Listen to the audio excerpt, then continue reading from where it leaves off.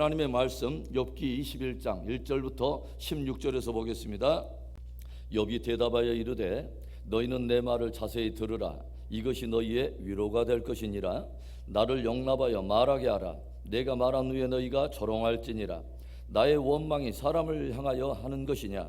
내 마음이 어찌 조급하지 아니하겠느냐? 너희가 나를 보면 놀라리라. 손으로 입을 가리리라.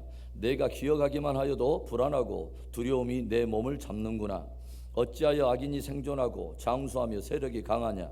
그들의 후손이 앞에서 그들과 함께 굳게 서고 자손이 그들의 목전에서 그러하구나.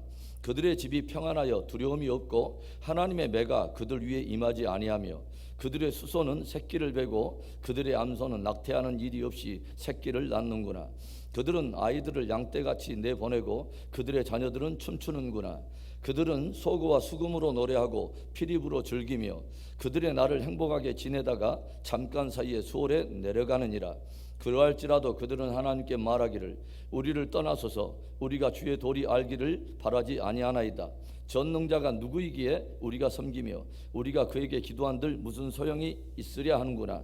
그러나 그들의 행복이 그들의 손안에 있지 아니하니 악인의 계획은 나에게서 멀구나. 하루아침에 사랑스러운 10자녀를 잃어버리고 가진 모든 소유를 약탈을 당하고 온몸에 욕창까지 나서 고통을 당하고 있는 욥. 그런데 멀리서 그를 찾아온 친구들은 욥이 당하는 고난은 하나님의 심판이며 악인이 결코 흥할 수 없다는 사실에 대한 명확한 증거라고 은밀히 정죄하면서 그를 계속 몰아붙입니다. 친구들의 관점에서 본다면 지금 눈앞에 펼쳐지는 상황만으로 보고 판단할 때 욥이 자녀들을 잃게 되고 또 가진 소유를 약탈을 당하고 온몸에 욕창까지 나서 고통당하는 것은 악한 자를 향한 하나님의 심판임에 분명하다고 하는 것이죠. 그러나 하나님 앞에 나름 의를 지키며 믿음을 지키며 살아온 욥이기에 그는 이해할 수 없는 고난을 두고서 하나님 앞에 깊이 탄식하며 친구들 앞에 변론하고 있습니다. 오늘 욥은 자신을 악인으로 정하고 자신이 당하고 있는 고난을 하나님의 심판으로 몰아붙이고 있는 친구들을 향해서 몇 가지 권면을 들려주고 있습니다. 욥의 친구들을 향한 욥의 권면이 무엇입니까? 첫 번째로는 섣부른 판단보다는 깊이 청정하고 이해하라는 것입니다. 1절과 2절의 말씀, 욥이 대답하여 이르되 너희는 내 말을 자세히 들으라. 이것이 너희의 위로가 될 것이니라. 나를 용납하여 말하게 하라. 내가 말한 후에 너희가 조롱할지니라. 욥은 눈앞에 펼쳐진 상황에 대해서 저들의 관점을 가지고 섣불리 정죄하고 조롱하는 친구들에게 너희는 나를 섣불리 정죄하기 전에 나의 말을 자세히 들으라 라고 권면합니다. 섣불리 판단하지 말고 너희의 귀를 열고 마음을 열어서 내가 하는 말을 자세히 한번 들어보라는 것이죠. 그리하면 이것이 너희의 위로가 될 것이니라 라고 들려줍니다. 무슨 말일까요? 너희가 내 말을 자세히 듣게 되면 너희가 나를 어떻게 위로해야 할 것을 알게 될 것이다 라고 하는 원문의 그런 해석입니다. 너희의 관점만 섣불리 말하려고 하지 말고 먼저는 나를 용납해서 나로 먼저 말하게 하라 권면하고 있는 거죠. 여러분, 저와 여러분이 누군가의 말을 자세히 듣지 않고 또 그 사람의 입장을 먼저 자세히 헤아려 보지 않으면 우리는 진실로 그 사람에게 사랑의 권면을 할 수가 없습니다. 우리들은 급히 말을 내는 사람이 아니라 우리는 먼저는 깊이 듣는 사람이 되어야 하는 것입니다. 주님이 우리에게 도전하잖아요. 너희들이 듣기는 속히 하되 말하기는 더디하라. 주님은 말씀하십니다. 상담의 기술 가운데 상담자에게 요구되는 첫 번째 태도가 무엇이냐면 섬세하게 마음을 실어서 피상담자의 말을 경청하는 것입니다. 그래서 듣기만 잘해줘도 거기에서 치유와 회복이 이미 시작된다고 들려주지 않습니까?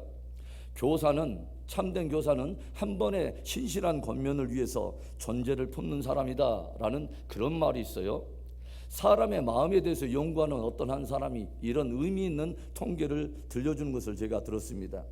사람들은 보통 어떤 사람이 자신의 이야기를 8번 정도를 들어주면서 계속 그렇구나 하고 맞장구를 쳐주면 그제서야 이제 나도 저 사람의 이야기를 한번 들어봐야겠다고 하는 그런 마음이 일어난다고 하는 거예요.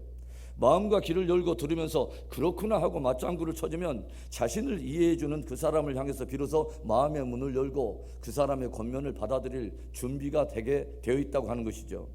그래서 진정한 교사는 한 번의 신실한 권면을 위해서 그 존재를 적어도 8번 품는다는 것입니다. 사람들은 누구나 자신의 있는 그 모습 그대로를 들어주고 받아들여주는 사람을 찾습니다. 섣부른 판단보다는 깊이 청정하고 이해하는 사람이 되어야 한다고 하는 것이죠. 솔직히 말한다면 우리가 욥이 당하고 있는 그 많은 고난 가운데 한 가지만 우리가 고난을 당해도 결코 우리의 마음은 쉽지 않을 거예요. 그래서 욥은 친구가 당한 그 고통을 깊이 헤아려주기보다는 자신들이 가지고 있는 그 관점으로 섣불리 정죄하고 있는 친구들에 대해서 서운한 것입니다. 5절과 6절의 말씀, 너희가 나를 보면 놀라리라. 손으로 입을 가리리라. 내가 기억하기만 하여도 불안하고 두려움이 내 몸을 잡는구나. 나는 내가 당했던 그 일들을 기억만 해도 또다시 불안해지고 두려움이 나를 엄습하는데, 너희도 나와 똑같은 고난을 당하게 된다면 내가 놀라면서 내 입을 가리는 것을 너희는 충분히 이해하게 될 것이라고 들려주고 있는 것이죠. 사랑하는 성도 여러분, 누군가 깊은 고난과 고통 가운데 있을 때 섣부른 판단보다도 먼저 깊이 청정하고 이해하는 우리 모두가 되기를 바랍니다. 귀와 마음을 열고 깊이 청정함으로 그 존재를 깊이 품어주는 긍휼함이 저와 여러분 안에 있기를 주의 이름으로 축원합니다. 오늘 친구들을 향한 욥의 두 번째 권면, 악인의 형통을 부러워하지 말라는 것입니다. 욥의 친구들의 주장은 의인은 형통하고 악인은 반드시 심판을 당한다는 그런 논리입니다. 그래서 저들의 주장에 따라 지금 욥이 당한 상황을 판단해 본다면 고난을 당하고 있는 욥은 악인이라는 말이고, 그가 당한 고통은 악인이 마땅히 받아야 될 심판적 결과라고 하는 그런 결론이 되는 거죠. 친구들의 이런 주장에 대해서 오늘 욥이 무엇을 들려줍니까? 이 세상에는 너희들이 말하는 것과는 달리 의인이 고난을 당하는 모순적인 상황이 얼마든지 많으며 악인이 형통하는 그런 일들도 비일비재하다고 하는 것입니다. 7절의 말씀, 어찌하여 악인이 생존하고 장수하며 세력이 강하냐. 너희들은 반드시 악인이 심판을 받는다고 지금 주장하고 있는데, 그렇다면 어찌하여 지금 이 세상에는 악인이 이처럼 생존하며 오히려 더 장수하며 오히려 더 세력이 강한 일이 이렇게 일어나는 것이냐라는 것이죠.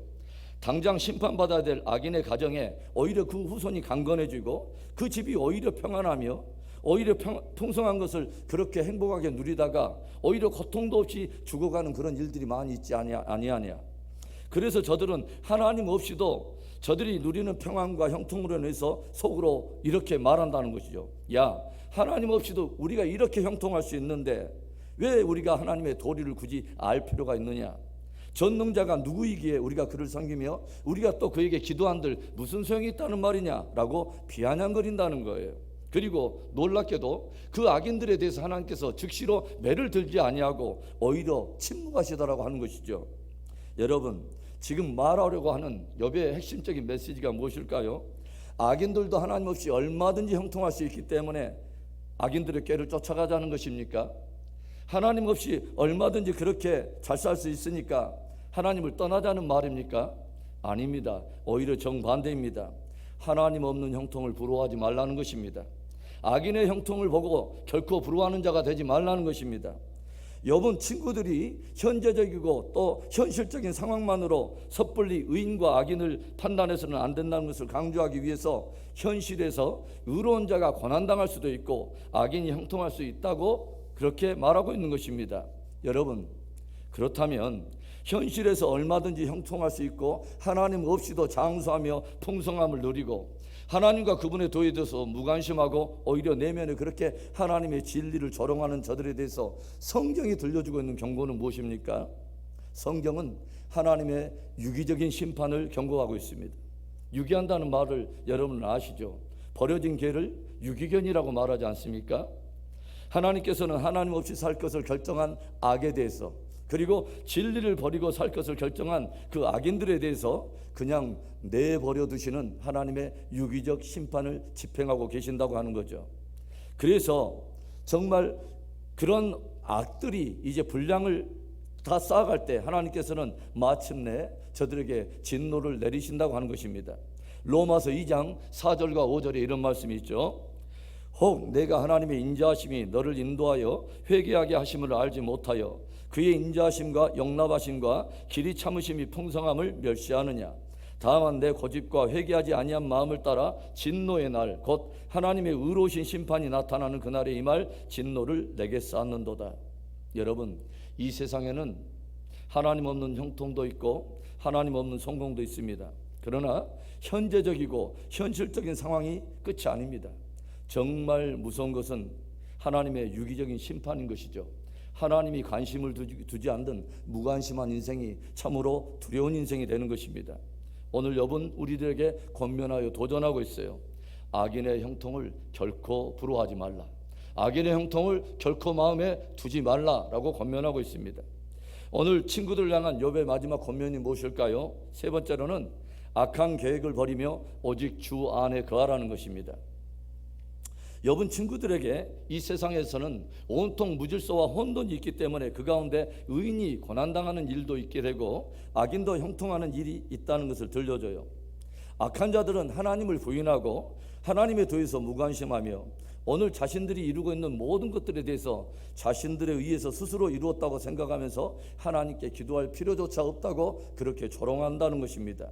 그리고 하나님을 부인하며 대적하며 살아가는 자신들에게 당장에 임하지 않는 심판을 은근히 비꼬면서 하나님이 우리가 이처럼 하나님을 대적하는데도 심판을 내리지 않는 것을 보면 하나님은 계시지 않는 거야 라고 은밀하게 하나님을 부인한다고 하는 것이죠. 욥은 악한 자의 형통을 진술하면서 그러나 자신은 하나님은 없는 형통보다는 오히려 하나님과 함께하는 고난을 택하겠노라고 욥은 선언하고 있습니다. 16절의 말씀, 그러나 그들의 행복이 그들의 손안에 있지 아니하니 악인의 계획은 나에게서 멀구나. 욥이 알고 있고 확신하고 있는 것이 무엇입니까? 악인 스스로가 자기들이 이루고 또 누리고 있는 것들이 스스로에 의해서 이루어졌고 누려지고 있다고 생각하고 있지만 그들이 누리고 있는 생명과 장수 또 번영과 성공 어떤 것 하나도 저들이 실제로 이룬 것은 하나도 없고 모두가 하나님께 주신 은혜라고 하는 것입니다. 다만 그들은 하나님을 부인하고 하나님의 은혜를 부인하는 교만한 자들이라고 하는 것이죠. 그래서 욥은 하나님 없는 그런 악인의 꾀를 멀리하고 악인의 형통을 부러워하는 것이 아니라 나는 형통이든 고난이든 상관없이 오직 주 안에 거하리라 라고 확정하고 고백하고 있는 것입니다.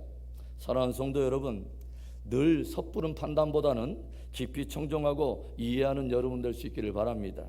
악인의 형통을 부러워하는 자가 되지 말고 하나님 없는 형통에 마음을 두지 말고 진실로 우리의 인생들의 영원한 생사화복을 주관하시는 주님 안에 뿌리를 내리고 믿음을 지키는 복된 저와 여러분의 신앙이 되기를 주의 이름으로 축원합니다.